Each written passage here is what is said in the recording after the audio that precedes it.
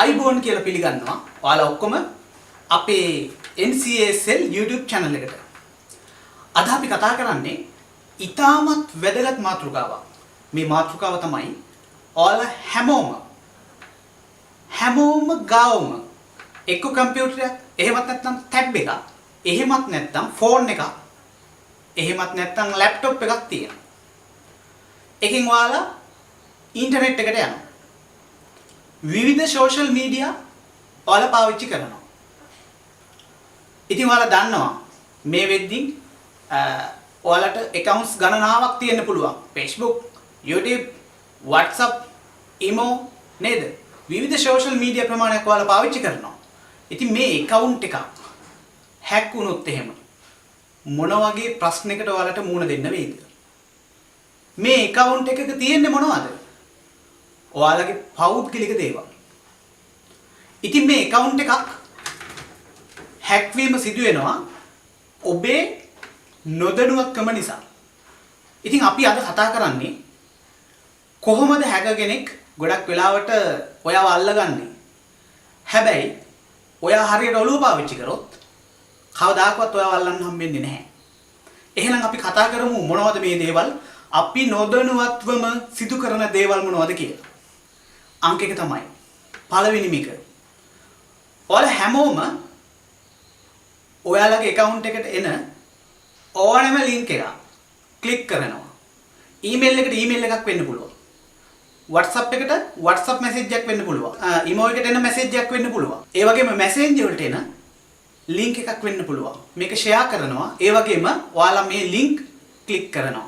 ඉතින් මෙන්න මේක නිසා තමයි ඔයාව hack වෙන්නේ. මොකද hacker කෙනෙක් ගොඩක් වෙලාවට සිදු කරන්නේ link එකක් ඔයාට එවන එක. ඉතාමත් ආකර්ශනීය වදනක් එක්ක තමයි මේක එවන්නේ. එක්ක නොමිලේ සල්ලි දිනා ගන්න. එහෙමත් නැත්නම් online marketing. මේකට ගිහිල්ලා ad click කරලා මේ ගොඩක් ඒවා එවනවා. හැබැයි ඇත්තේවත් තියෙනවා. ඇත්තේවත් නැතුවම නෙමෙයි. ඇත්තේවත් තියෙනවා. හැබැයි බහුතරයක්ම share වෙන්නේ බොරු ඒවා. ඉතින් මේ link එකක් click කරපුවාම ඒ link එකේ අඩංගු වෙලා තියෙන මොන හරි ප්‍රෝග්‍රෑමින් එක. ඒක ඔයාගේ පරිගණකයට එහෙමත් නැත්නම් ඔබගේ දුරකථනයට ඒ ප්‍රෝග්‍රෑම් එක ඉන්ස්ටෝල් වෙන්න පුළුවන්. ඔබ දන්නේ නැහැ. එතනින් පස්සේ ඔබ සිදු කරන දේවල් ඔවුන්ගේ අතටම ලබා ගැනීමේ හැකියාවක් පවතිනවා. එහෙනම් පළවෙනිම එක තමයි ඔබ දන්නේ නැති කිසිම link එකක් කවුරු හෝ ඔබට share කරත් ඔබ එය delete කරන්න. ඒක කාටවත් share කරන්න යන්නත් එපා. ඔබ දන්න විශ්වසනීය කෙනෙක් මේක share කරොත් බලන්න. ඒක ගැටලුවක් නැහැ. ඊගාවක මොකද්ද?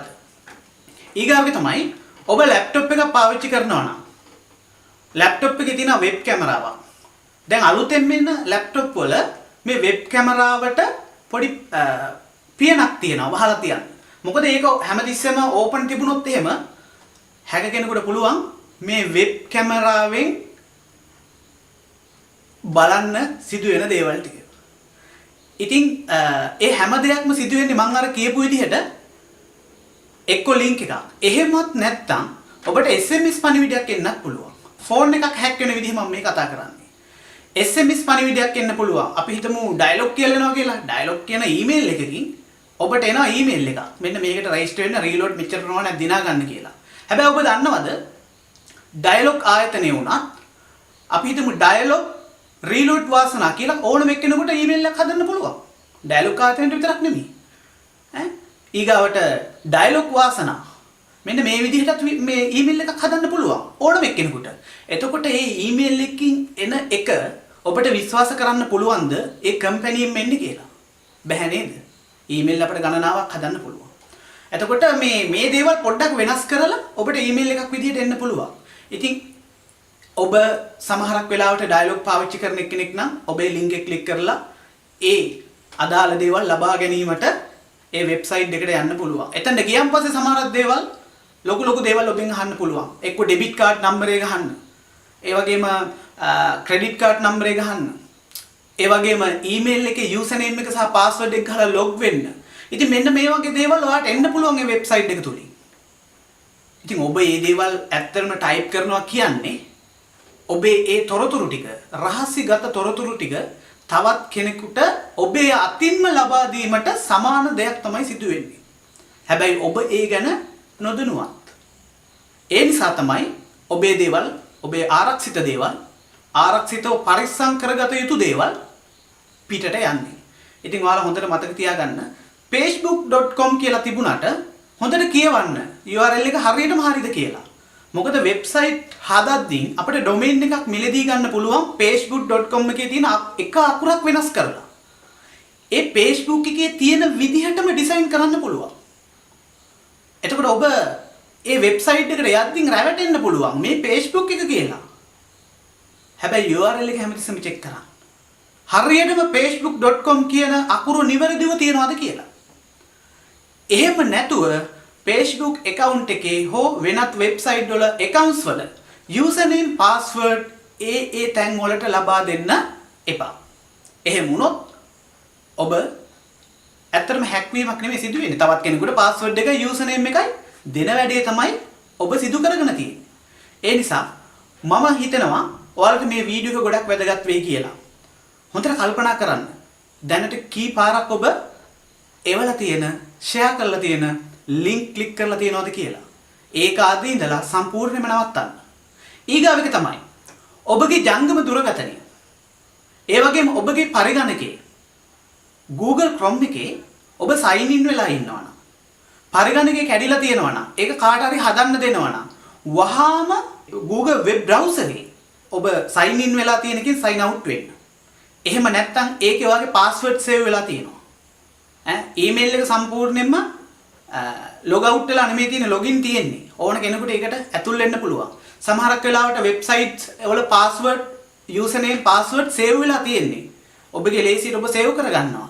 ඒ දේවල් සම්පූර්ණයෙන්ම ඔබේ පරිගණක කාට හරි හදන්න දුන්නොත් එහෙම ඒ දේවල් ඒ විදිහටම තියෙනවා. ඉතින් හිතු මනාපෙට එයාලට පුළුවන් ඔයාගේ දේවල් බලන්න. ඒ නිසා පරිගණකයක් ඔබ කාට හරි හදන්න දෙනවා නම් අනිවාර්යයෙන්ම Google web browser එකේ තියෙන ඔබ sign in වෙලා තියෙන email එකෙන් ඔබ ඉවත් වෙන්න.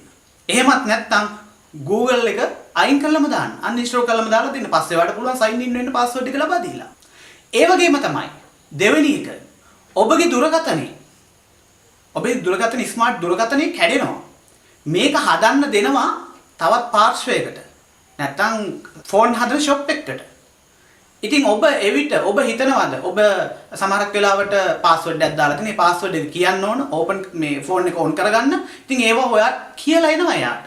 හැබැයි ඔබ හිතනවාද ඔබ sign out වෙලා නැත්නම් කිසිම දෙයකින් ඒකේ තියෙන apps වලින් ඔබේ දේවල් නොගැනීදී කියලා. ඔබ දන්නවා මේ වෙද්දී social media වල එක අනවශ්‍ය දේවල්, තමන්ගේ පෞද්ගලික දේවල්, girls ලාගේ වෙන්න පුළුවන්, boys ලාගේ වෙන්න පුළුවන්, විවිධ දේවල් ඒ ඔබ වීඩියෝ ගත කරපුවා තමයි. හැබැයි මෙන්න මේ වගේ සිද්ධි වලින් එයාලා ඒවා ගන්නවා. ඒවා අරගෙන social media වලට publish කරනවා. සමහරක් website තියෙනවා මේ වගේ videos, මේ වගේ images සල්ලි වලට ගන්න තියෙනවා website. එයාලා එක්ක ඒවා සල්ලි වලට විකුණනවා. ඔබ දන්නේම නැතුව ඔබ ඒ social media වලට හෝ ඒ website වලට යද්දී ඔබේ තොරතුරු, ඔබේ image, ඔබේ videos ඒවල දකින්න පුළුවන්. සමහරක් වෙලාවට සමහර කට්ටිය සියදිවි හානි කරගෙන තියෙනවා. ඉතින් හොඳට මතක තියාගන්න ඔබගේ දුරකථනය කාට හරි දෙනවනම් විශ්වාසවන්ත තැනකට ලබා දෙන්න. ඒ වගේම තමයි ඔබගේ පරිගණකේ කාට හරි හදන්න දෙනවනම් විශ්වාසවන්ත තැනකට ලබා දෙන්න. මොකද ඒ විශ්වාසවන්තකම අපිට ගොඩක් වටිනවා. මොකද අපේ පෞද්ගලික දෙයක් මේක. මොකද්ද පරිගණකේ සහ දුරකථනය කියන්නේ? ඇත්තටම පෞද්ගලිකයි. තමන්ටම විතරයි. වෙන කාටවත් බෑ. තමන්ටම පාස්වර්ඩ් එකක් දෙන්නේ. නේද? husband and wife. ඒත් බෑ. පෞද්ගලිකයි. මොකද දුරකථනය, account number එක, identity number එක පෞද්ගලිකයි. නේද? identity number එක තමයි අරන් තියෙන්නේ. මොකක්ද අරන් තියෙන්නේ? phone එකේ sim එක. එහෙනම් අපිට දෙන්න පුළුවන් දෙන්නගේම දේවල්. එහෙම බෑ. පොලිසියෙන් උනත් අල්ලනවා. අනුන්ගේ sim එකක් ළඟ තියාගෙන හිටියොත් අඩුම ගානේ husband ගේ හෝ wife ගේ හෝ අම්මගේ වෙන්නත් බෑ. තමන්ගේ ID number එක තියෙන්න ඕන ළඟ. ඒ නිසා හොඳට මතක තියාගන්න. දුරකථන කියන්නේ පෞද්ගලික දෙයක්. පෞද්ගලික තොරතුරු තියෙන්නේ ඒකේ. ඒ නිසා ඒ දේවල් කිසිම වෙලාවක ෂෙයා කරගන්න එපා. ඒ ෂෙයා කිරීමෙන් ඔබගේ හිතවත් මිතුරෙක් වෙන්න පුළුවන්. පස්සේ ඔහු තරහ වෙන්න පුළුවන්. ඊට පස්සේ මේ දේවල් පබ්ලිෂ් වෙන්න පුළුවන්. ඒ නිසා මම මේ අද කතා කරපු දේවල් ඉතාමත් වැදගත් දේවල් ටිකක් මේ කතා කරන්නේ. හරි මම තුනයි කිව්වේ. මොකද්ද? පළවෙනි මේක ෆෝන් එකේ සහ දුරකථනයේ රිපෙයාරින් එකක් සිදු කරගන්නවා නම් අලුත් වැඩියාවක් සිදු කරගන්නවා නම් වගකීමක් ඇති තැනකටම ලබා දෙන්න. ඔබ විශ්වාස කරන ඔබ විශ්වාසවන්තම කෙනෙකුට ඒ දේ ලබා දෙන්න. ඊගාව එක මොකද්ද? අනවශ්‍ය ලින්ක් ෂෙයා කරන්න එපා. ඔබ කිසිම දෙයක් දන්නේ නැත. ඔබට එන එක තවත් 100කට විතර ෂෙයා කරනවා. ඔබ ඇත්තටම කරන්නේ ලොකු අපරාධයක්. දන්නේ නැති දේවල් ෂෙයා කරන්න එපා. ඒක අවබෝධ කරගන්න. ඔබ එක්ක වෙබ්සයිට් එකට ගිහලා සල්ලි හම්බ වෙනවද කියලා බලන්න. හම්බ වෙනවා නම් විතරක් ෂෙයා කරන්න. එහෙම නැතුව ආපු පළියට කට්ටියට ෂෙයා කරන්න එපා. ඊගාව එක තමයි මම මේකටම එකතු කරන දෙයක් ෆෝන් එකට SMS එකක් ආවොත් දුරකථනයට SMS එකක් එන්න පුළුවන් මොන හරි දෙයක් මේව කරලා. ඒකත් දැන් ස්මාර්ට්ෆෝන් නිසා ප්‍රෝග්‍රෑමින් වැඩ කරනවා Android වලට iPhone වලට. ඉතින් සමහරක් ලින්ක් ක්ලික් කරද්දී ඔබේ ෆෝන් එක ඩයිවර්ට් වෙන්න පුළුවන් ඒ වන එක්කිනාගේ ෆෝන් නම්බරයට. ඔබට කෝල් එන්නේ නැහැ. සමහරක් වෙලාවට ඔබ ඕෆ් කරලා තියෙද්දි එයාට කෝල් යන්න පුළුවන් විදිහට කෝඩ්ස් තියෙනවා. ඉතින් ඒක සාමාන්‍යයෙන් ඔයාලටත් පුළුවන්. ඒ ඩයලොග් ආයතනයේ සහ මොබිටෙල් ඒ ආයතන වල ඩයිවර්ට් කෝඩ් තියෙනවා. ඒ කෝඩ් එක ගහපුවම පස්සේ දුරකථන අංකය ලබා දුන්නාන් පස්සේ ඔයාට එන කෝල්ස් යන්නේ වෙන එක්කෙනෙකුට. ඒ දුරකථන අංකය ඔබම ලබා දෙන්න ඕන ඔබේම ෆෝන් එකේ. ඉතින් ඒ වැඩේ ඔබ කරනවා හා සමානයි අර SMS එකේ එන ලින්ක් එක ක්ලික් කරොත්. ඔබ විසින්ම ඔබගේ දුරකථනය ඩයිවර්ට් කරනවා අර එක්කෙනාට. හැබැයි ඔබ දන්නේ නැහැ. ඔබ නොදැනුවත්ව තමයි මේ දේ කරන්නේ. ඉතින් ඒ නිසා SMS එකක් ආවත් ඒ ලින්ක් ක්ලික් කරද්දී කවුද මේක එව්වේ? විශ්වාසවන්ත පුද්ගලෙක්ද කියලා හරියට බලලා තමයි මේ වැඩ සිදු කරගන්න අවශ්‍ය වෙන්නේ. ඉතින් මෙන්න මේ දේවල් හොඳට මතක තියාගන්න. හරි. එහෙනම් අපි මේ වගේ වීඩියෝස් ගණනාවක් මම දාලා තියෙනවා YouTube channel එකට. ඔයාලට බලන්න පුළුවන් මේ දේවල්. ඉදිරියටත් වීඩියෝ ගණනාවක් සිදු කරනවා. අපේ channel එකත් එක්ක රැඳී සිටින්න. මේ වගේ නොදත් කරුණු ඔබට දැන ගැනීමට හැකියාවක් තියෙනවා අපේ channel එකේ. අපව subscribe කරන්න. ඒ වගේම notification එක ලබා ගැනීමට අවශ්‍ය නම් bell icon එක click කරලා තියන්න. එහෙනම් අපි ගියා. ඔයාලා ඔක්කොටම සුබ දවසක්.